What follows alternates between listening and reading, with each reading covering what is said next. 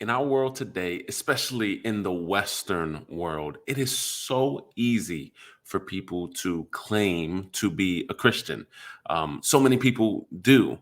And there's nothing wrong with that. But in my experience, I've found that a lot of people that call themselves Christians have given themselves over to an ideology that they are probably not even aware of. And this ideology has permeated church culture and our society at large. And that's what I want to talk about today.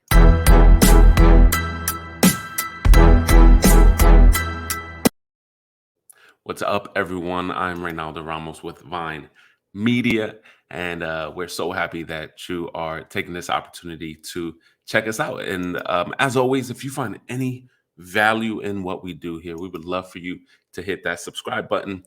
We make weekly content.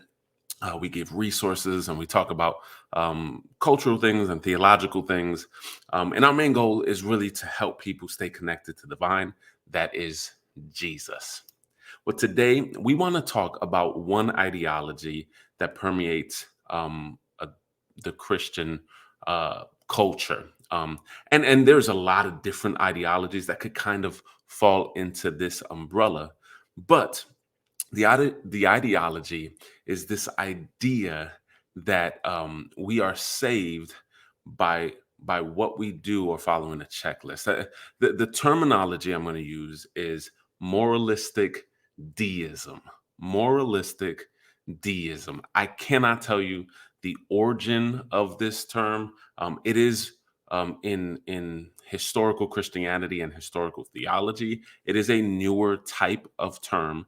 The first time I heard it was through a preaching from Pastor Matt Chandler, who's a pastor of the Village Church in Dallas, Texas.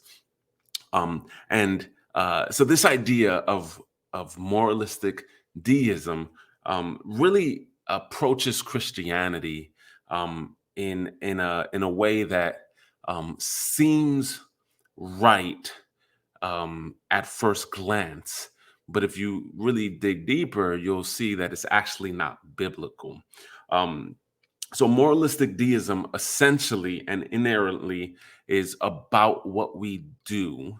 And it's really, and again, there's not anything wrong with that on the surface because we should be living righteously or we should be living upright following Jesus, right? But moralistic deism really focuses on this sort of checklist. And I'm following Jesus. And following Jesus means I'd have a to-do list and a to-don't list, right?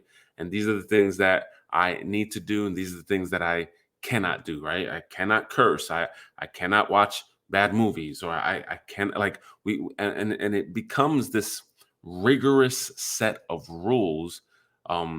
That's what following Jesus is about, and that's what Christianity ends up being about. And that's why you have so many people when they get into college or even beyond, starting a family, a young family, people end up turning away from the church or deconstructing their faith. And it's really because it was founded on bad ideology and this moralistic deism that is kind of in ingrained and pushed down on us, right? Christianity is being good, right? If you're a good person, right? And this is what culture kind of wants to talk about too. Like it's love, and it's all about being a good person. If I'm a good person, if I'm moral, then I must have earned right standing with God.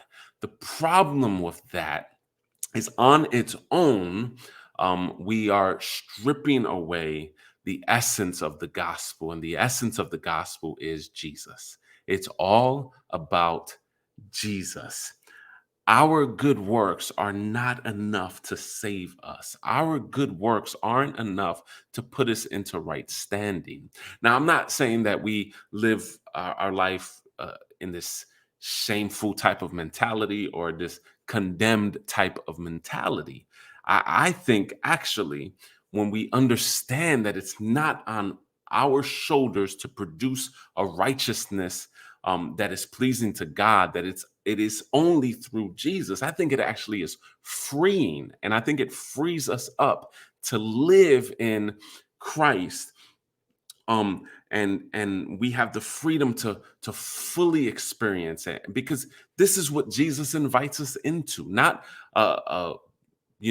Jesus is not inviting us into a checklist or a rule book type of exchange.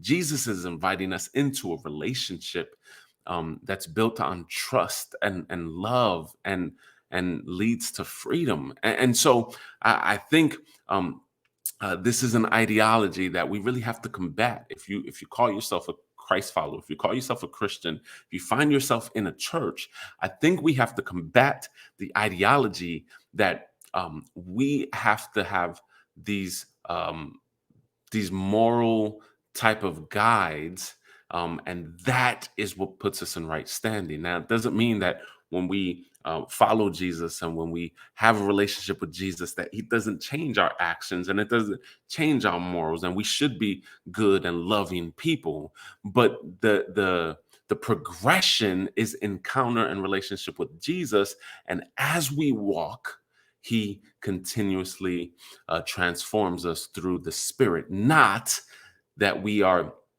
transforming ourselves or white knuckling ourselves in working to be good enough in the sight of an angry God. And so that's what I wanted to combat today. That's what I wanted to push against today. And so if you find yourself as a Christ follower, if you find yourself trying to wrestle with the idea that I have to try to be good enough, understand that you aren't good enough, but Jesus is enough. And if we just surrender to Him and live and walk out in relationship with Him, we can live in freedom because He's done what we could never do. And so I hope this blesses you. If you want to check out our other videos, and we touch about a couple of other theological things, we'd love for you to check those out. And I pray that you stay connected to the vine that is Jesus, because it's all about Him. And we will see you next time